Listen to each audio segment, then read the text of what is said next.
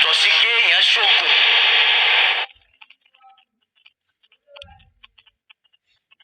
Abọ́gi bọ̀pẹ̀ kọ́ ló lóògùn. Ọlọ́run ló ní òògùn. Ìntí ń ṣe ń bẹ láyé táwọn ẹ̀ lò Ọlọ́run ló dáa. Kò sí kàtẹ́nìkan dá ń bẹ yàtọ̀ sọ́lọ̀. Màá kọ́kọ́ fẹ́ káfa mi bá mi ṣe Suratul Baqara bí àyà bí 22 bí nǹkan bí Ọlọ́run ti ní yá ayyuhan nasu. ربكم الذي خلقكم والذين من قبلكم لعلكم تتقون الذي جعل لكم الأرض فراشا والسماء بناء وأنزل من السماء ماء فأخرج به من الثمرات رزقا لكم فلا تجعلوا لله أندادا وأنتم اعبدوا ربكم الذي خلقكم. Ọ̀fẹ́ sọ ìdí tí èèyàn ò máa fi sin lọ́hùn. Ó ní ibùdó rabbakum ẹ̀ máa ṣe ọba tó dá yín. Alladhi khalaqakum ọba tó dá yín. Walladhina min qablikum. Ẹni ó dá Ifá, ẹni ó dá Ọ̀pẹ̀lẹ̀, ẹni ó dá Ṣàngó, ẹni ó dá Ọya, ẹni ó dá Ọbàtálá, ẹni ó dá gbogbo nǹkan walladhina min qablikum. Ó dá yín, ó dá àwọn tí wọ́n ṣáájú yín. La'allakum tattaqun. Nítorí kó lè jásí pé ọba yẹn lẹ́ẹ̀mọ́ páyà rẹ̀, ẹ̀ní páyà ẹlòmíì, ó tún wá fẹ́ júwe ara rẹ̀ dáadáa. Kálí ọrú Ọlọ́run ti ń sọ. Alladhi ja'ala lakumul arda firasha. Ọlọ́ba ká ń sọ ja'ala lakumul arda firasha. Ó dálẹ̀ fún yín kó máa jẹ́ ìtẹ́. Ẹ máa tẹ́ lọ, ẹ máa tẹ́ bọ̀. Was-samaa binaa. Ó wá dá sámà kó máa jẹ́ òrùlé, owó máa jẹ́ rúùfù, sámà ó máa jẹ́ ilẹ̀ẹ́lẹ̀ tí ó máa túmọ̀ sí pé ọgbẹ́ tí ń gbé láyé wọ́n ń gbé nù ilé tọ́lọ̀ ń kọ́. Wọ́n á sì ní sanwó kan tó débẹ̀. Tí wọ́n bá jáde ń bẹ Ọlọ́run ò ní fún wọn ní quick notice. Yóò lé wọn kó ń bẹ̀ ń jọ àsìkò bá tó náà. Ìyẹn fi hàn yí pé kò sí ní tó fẹ́ kọ́ láyé nílé tí ò sórí ilẹ̀ Ọlọ́run tí ò ní jẹ́ lábẹ́ sánmà Ọlọ́run. A ti wá mọ̀ pé ó dá sánmà ó dá lẹ̀lẹ̀ ká máa gbé bẹ́ẹ̀. Wa anzala minas samaa'i ìwà tó ń sọ omi kalẹ̀ láti sánmà. Fa akhraja bihi minas thamarati. Ìwà lómi tó sọ kalẹ̀ láti sánmà yẹn láti máa fi gbé àwọn irúgbìn jáde síta tí ó máa jẹ ń tá máa jẹ, tí ó máa jẹ ń tá máa mú pé rizqan lakum. Ó kọ́lé, ó tún wá ní ẹ̀ lè máa gbé láyé kẹ́ máa jẹun kẹ́ máa mú mi. Ó tún wá dá ń tẹ́ máa jẹ tẹ́ máa mú. Ó wá ní nítorí bẹ́ẹ̀ wala taj'alu lillahi andada wa antum ta'lamun. Ẹ má wá àwọn orogún fọ́lọ́hun. Wa antum ta'lamun. Nígbà tẹ́ ẹ ti mọ̀ pé èmi mo dá sánmà, èmi mo dá lẹ̀lẹ̀, èmi mo dá yín, èmi mo dá wọn tẹ́ ẹ bá, èmi mo dá wọn tẹ́ ẹ bá, mo tún wá so omi kalẹ̀, mo fi wúrúgbìn jáde ń bẹ̀, kẹ́ lè máa rí nǹkan jẹ ń bẹ̀, kẹ́ lè máa rí nǹkan mú ń bẹ̀. Wéèrè ni ó pè nǹkan mí lọ́lọ́run. Allahu Akbar. Eléyìí ni òkọ́kọ́ yé ẹni tí ń bọgi, tí ń bọ̀pẹ̀, tá ń dági, tá ń dáwọ̀. Ọlọ́run ló dá yìí méjèèjì. Nǹkan tó ti ṣẹlẹ̀ sí làákàyè rẹ̀. Torí àwọn tí wọ́n kẹ́ fẹ́ sìn wọn, àwọn ò pé nǹkan míì lọ́lọ́run tó fi jáde láyé. Ògún ò pé nǹkan míì lọ́lọ́run.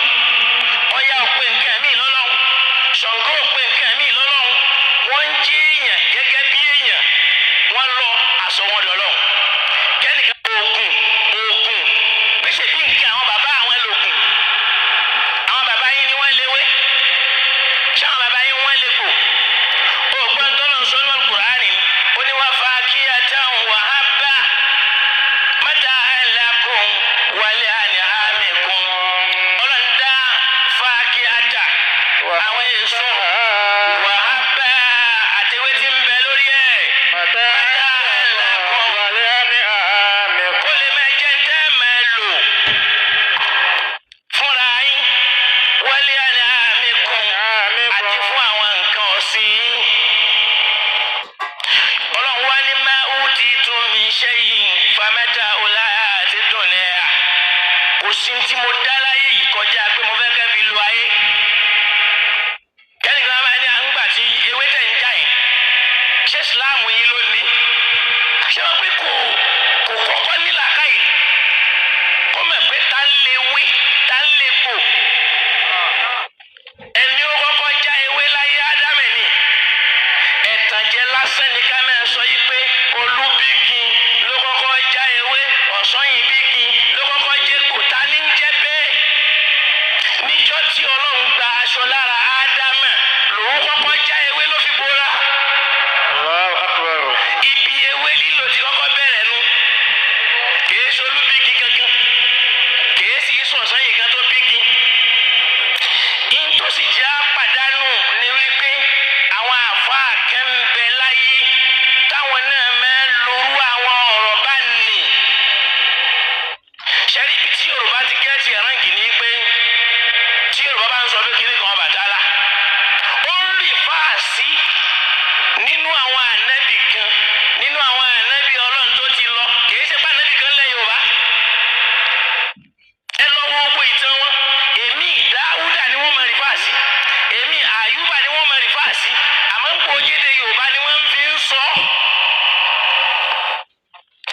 Àwọn àmọ́ rò pé àwọn ẹlòmíì ni wọ́n ń wí. Wọ́n sì ní nǹkan ẹ̀mí tí wọ́n á ṣe láyé. Ìyẹn kọjú ká mọ̀ yí pé àwa Mùsùlùmí ká lọ fọkàn wa balẹ̀. Kò sí ní tẹ́nìkan lè sọ tí wàá gba Ìsìláàmù kúrò lára wa. Àwọn ewé kan ń bẹ lọ́dọ̀ Lárúbáwá tí ò sí nílẹ̀ Yorùbá. Bí yàrá dẹ̀ ń sọ̀rọ̀ òkú, a mẹ́mẹ́ wípé tẹ́ ẹ bá dé àwọn ìlú míì, wọn àmẹ́ tí ń jókòó mẹ́. Ilẹ̀ Yorùbá náà ni. Yorùbá ò sì pòdúsì rin. Yorùbá ọ̀rọ̀ rin. Allahu Akbar. Tí wọ́n àmẹ́ bí ń sọ yí pé irinṣẹ́ ògún. Sọ pé irọ́ lásán ni. Mo á lọ lórí pé kí wá níyàtọ̀. Ó rí pé tí abọ́gi bọ̀pẹ̀ tí Ìsìláàmù bá ń jà pẹ̀lú abọ́gi bọ̀pẹ̀, ó mẹ́rin pé àwọn ọmọlẹ́yìn Kírísì, àwọn èyí lè kún Ìsìláàmù lọ. Bẹ́ẹ̀ ó wà mẹ́rin pé àwọn méjèèjì wọ́n máa ṣiṣẹ́ papọ̀. Iṣẹ́ wọn máa jọra nítorí pé iṣẹ́ wọn papọ̀. Ibi adigẹ́tì ẹ̀ránkì ní ká máa sọ yí pé Kìrìsìtẹ́nì Nàsárà wọ́n yé ṣe Nàsárà. Múmìnì ni Nàsárà. Kèfèrí ni Kìrìsìtẹ́nì. Kèfèrí lábọ́gí bọ̀pẹ̀. Ìtí ó wàá fi mẹ̀ ní wípé yájọ lọ Ọlọ́run ti dání ní kéèyàn pé rẹ̀ lọ́mọ Ọlọ́run. Ìwà gbéra rẹ̀ ga kọjá bọ́lọ̀ ti dá ọ nì ló sọ ẹ́ di ẹlẹ́ṣẹ̀. Allahu Akbar. Lọ́lọ́run fi ní kábùrọ̀ ti kẹ́lí mẹ̀tẹ́ ń takhruju min afwahihim. Ọlọ́rọ̀ tí wọ́n ń sọ jáde lẹ́nu kábùrátì, ọ̀rọ̀ tó burú jáì. Ọ̀rọ̀ tí ẹ pé lọ́dọ̀ Ọlọ́run ẹ̀ṣẹ̀ ńlá ni mí náà kàlá yẹ. Ní jáde lẹ́nu wọn ìyàwó lọ́nà ìlà kàzíbà. Ìtí wọ́n sì ń wí ni ò jẹ́ nǹkan kan kọjá pé wọ́n parọ́. Wọ́n ní wọ̀ lọ́dọ̀ lọ́ Ọlọ́run wọn bá bímọ. Tí wọ́n sì mọ̀ pé kò bí.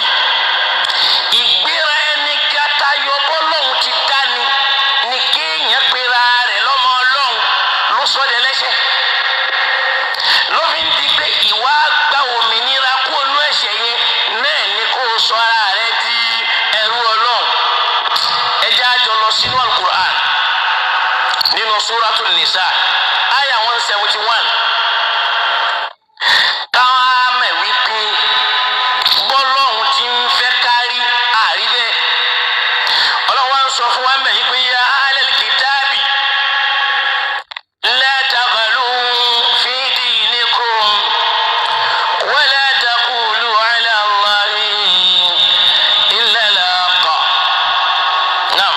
Innamal masihu Isa ibn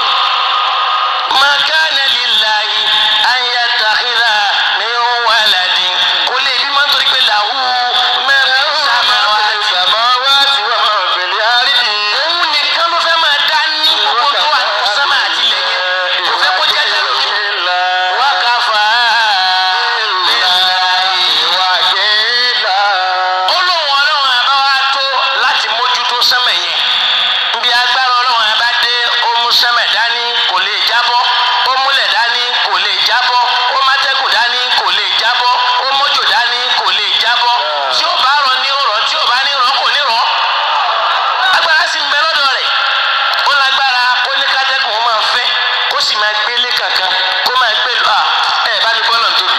Allahu Akbar.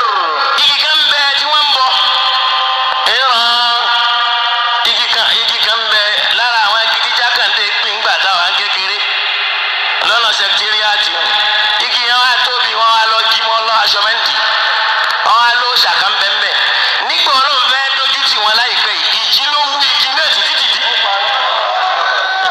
kéèyàn lè máa mọ̀ yí pé bọ́lọ̀ wọn bá ti tó ó ní òun tó láti mójútó sẹ́mẹ̀ yẹn ẹnìkan ò lè bá mójútó àfẹ́mí fúnra rẹ̀. náà Lahu ma fi samawati wa ma fil ardi.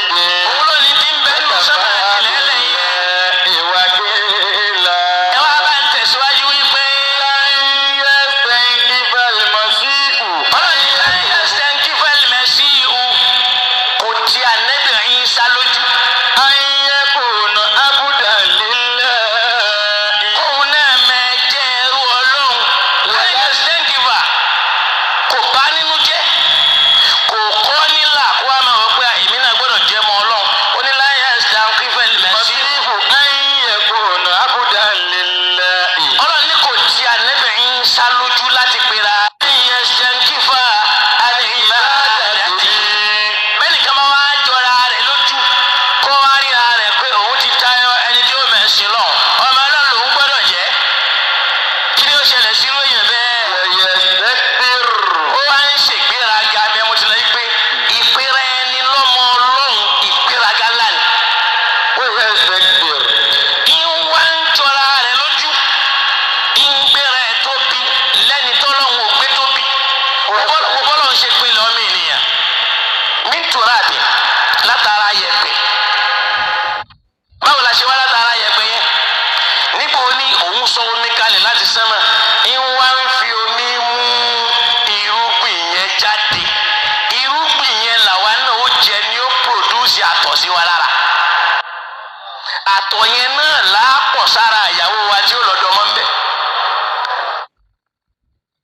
ṣàpé rísíkò lákùn tọrọ ọmọ tá a bí náà oúnjẹ lòun náà. mo fún yín lọ́mọ wọ́n tún wá ń bọ̀ yín gbàdẹ́ dàgbà ẹ tún wá ń rí nǹkan mí lọ́lọ́. ó ní wàyà sẹ́kìbì Wa yastakbir. kí ẹ wá tóbi lọ́dọ̀ ààrẹ kó wá máa fi ra rẹ̀ kó máa pè rẹ̀ lọ́mọ ọlọ́run. Wa sayahshuruhum ilayhi jami'an. ọlọ́run ní gbogbo ẹni bá dánwó ẹ̀ wò àyò bẹ́ mi ọlọ́run pàdé yóò bá mi pàdé. ẹ rí i pé tíyẹn bá wo àyà yìí fúnra ẹ̀ nìkan àyà yìí ti tó àmì ẹ̀jẹ̀ abẹ́ ọkàn kù nínú Suratul Maida àyà 70 to 76. ọlọ́run sọ mi pé laqad kafara alladhina qalu. Inna Allaha huwa al-masihu Isa ibn Maryam. ọlọ́run ní kèfèrí ní gbogbo ẹni tí ń bá ń jáde lẹ́nu rẹ̀ yìí pé Inna Allaha ọlọ́run àbá huwa al-masihu ibn Maryam. òun náà ní Jésù ọmọ Màríà tó bá ti pé lọ́lọ́run kèfèrí ni téèyàn bá wá ṣe èèyàn wá lè pe kìrìsìtẹ́nì ní Nàsárà ọlọ́run fúnra ẹ̀ dìklẹ̀ rẹ̀ pé laqad kafara alladhina qalu. Inna Allaha alẹ́ ní bá pe Jésù lọ́lọ́run ọlọ́run ní káfìrí abọ́gibọ̀ pẹ́ ni. huwa al-masihu ibn Maryam. ẹ bá mi tẹ̀síwájú. Wa qala al-masihu ya ọlọ́run ní iṣẹ́ tó wá jẹ́ láyé ni pé Bani Israila. ẹ máa wí lọ. Ibudullaha rabbi wa rabbakum. ẹ máa sin lọ́run tó dá yín ọba tó dé mi fúnra mi. Innahu man yushrik billahi ó ní pé ẹnikẹ́ni tó bá pe nǹkan míì lọ́lọ́run lẹ́yìn ọlọ́run. faqad harrama Allahu alayhi al-jannata wa àti ma'wahu àlìjẹ́nnà dé wọ̀ fún ẹni bẹ́ẹ̀ tó bá kú lórí ẹ̀ yóò wọ̀ náà. wa ma'wahu an-nar. iná yẹn náà ni ó sì máa gbé lọ títí Wa láyé. lil-zalimina min ansar. kò ní sólùgbàlà kan fún ẹni tó bá pe nǹkan míì lọ́lọ́run. tábà tó wá wọnú Al-Qur'ani yẹn náà ọlọ́run tó ń sọ nínú Suratul Maida tẹ́ bá wo 77 78 níbi kan náà 119 níbi ọlọ́run ti ń sọ wípé afala yatubuna ila Allahi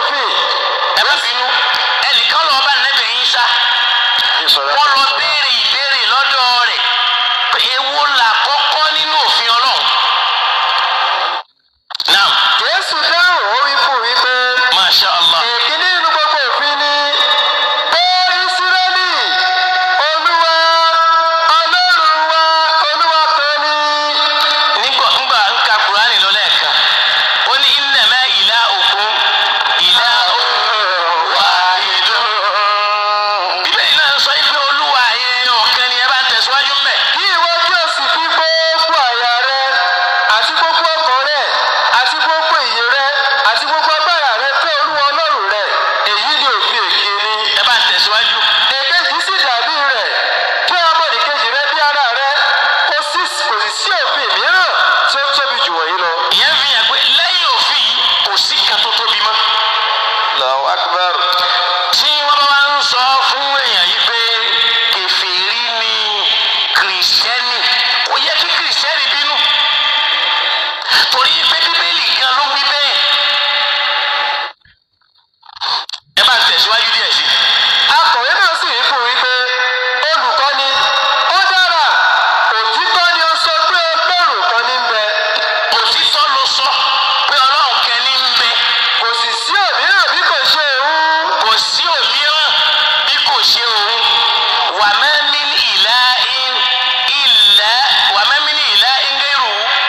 kò sí ọlọ́run míì yàtọ̀ sọ́lọ̀. ẹ rí i pé ọ̀rọ̀ kan nìyẹn. tabawo ìwé Deuteronomy chapter 6 verse 4 káyé wò sálù Qur'an. Ó Ísírẹ́lì, Olúwa Ọlọ́run wa, Olúwa kan ṣoṣo ni. ṣe é gbọ́. ẹ bá ń tẹ̀síwájú díẹ̀ sí. Kí ìwọ kí o sì fi gbogbo àyà rẹ àti gbogbo ọkàn rẹ àti gbogbo agbára rẹ fẹ́ Olúwa Ọlọ́run rẹ. Àti ọ̀rọ̀ wọ̀nyí tí mo pa láṣẹ fún ọ ní òní, kí ó máa wà ní àyà rẹ. Kí ìwọ kí o sì máa fi wọ́n kọ́ àwọn ọmọ rẹ gidigidi. Kí ìwọ kí o sì máa fi wọ́n ṣe ọ̀rọ̀ ìṣọ́ nígbà tí ìwọ bá jókòó nínú ilé rẹ, àti nígbà tí ìwọ bá ń rìn ní ọ̀nà, àti nígbà tí ìwọ bá dùbúlẹ̀, àti nígbà tí ìwọ bá dìde. Kí ìwọ kí o sì so wọ́n mọ́ ọwọ́ rẹ fún àmì, kí wọn kí o sì máa ṣe ọ̀já ìgbájú níwájú rẹ. kí ni tọ́lọ̀ ń fẹ́ kọ́ máa ṣe ń bẹ̀ ẹ́ pé wá ilá okun. Ilà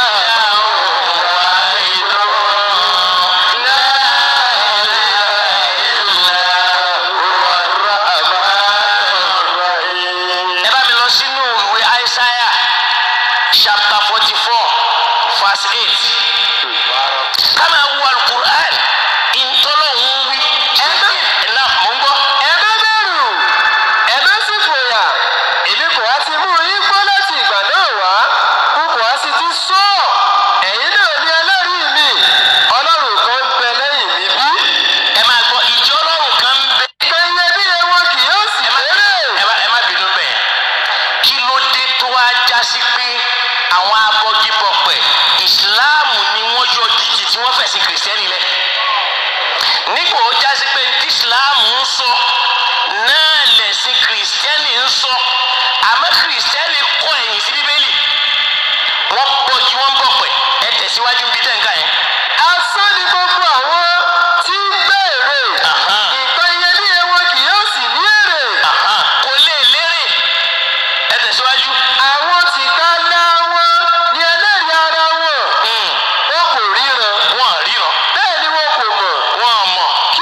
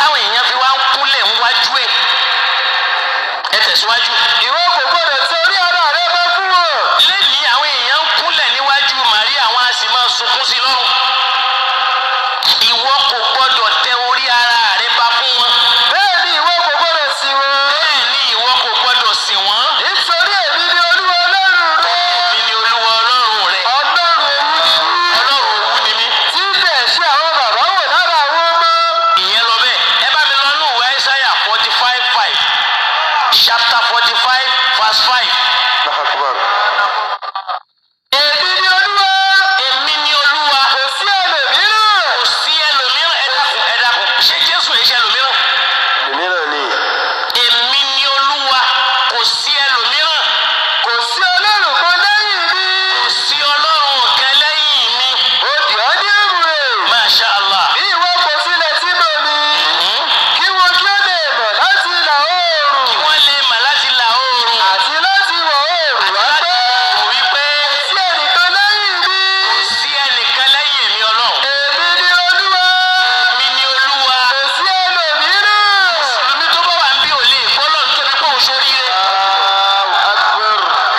Àní lẹ́yìn Islam kò sẹ́sìn tó o lè sìn tó o lè rí ọ̀nà Ọlọ́run. Mo dé ìmọ́lẹ̀. Mo dá ìmọ́lẹ̀. Mo sì dá òkùnkùn. Èmi náà mo dá òkùnkùn. Mo ṣe àlàáfíà. Bẹ́ẹ̀ Mo sì dá ibi. mo dá ibi sílẹ̀. Èmi Olúwa ni ó ṣe gbogbo nǹkan. Èèyàn lọ ṣọ́ọ̀ṣì kò lọ ṣọ́ọ̀ṣì. Aburú tí ó ṣe ọ́ kò ní yẹ̀ lẹ́yìn rẹ̀. Allahu Akbar. Ládùúgbò wa lẹ́pẹ̀ẹ́ àwa dídí ànáùsì ni wòlíì ò gbọdọ̀ ládùúgbò wàláì mo pàfọ́ọ̀mù májìkì kan lọ́dún kan. Ìyá wa kan ìyá tó bí wọn ṣọ́ọ̀ṣì ní lọ Ọlọ́run wá ké ìyàwó ẹ̀ díẹ̀ wọ́n ní ọjà tó tóbi ní pásítọ̀ ṣọ́ọ̀ṣì ìyá wọn wá ríran pé wọ́n máa já ṣọ́ọ̀bù alájà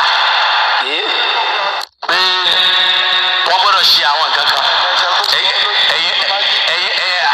kán máa kọ́ tiẹ̀ Ọkọ tí ọ sórí ibú ni. ẹjọ́ máa kọ́ tiẹ̀ yóò ṣáàrí májíìkì tí mo ń sọ. Àbí?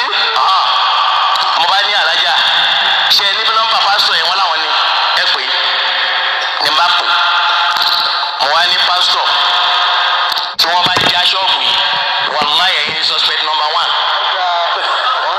Tó bá bí yín dẹ́ ẹjọ́ jà wọ́n á já ṣọ́ọ̀bù yẹn láti bí ogún ọdún nísìnyí.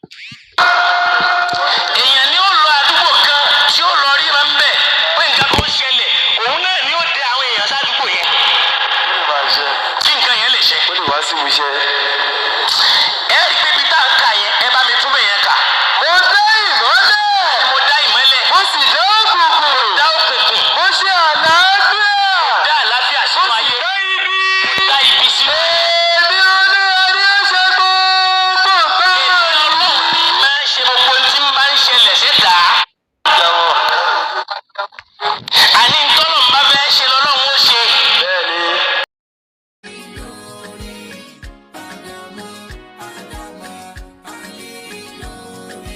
Ọlọ́run dákun máa pa Mùdírù kíákíá nítorí pàwọ́ lọ fáwùjọ wa wọ́n pọ̀ níbi ká láyà ká sọ títọ́ wọn ò dẹni gbárọ́.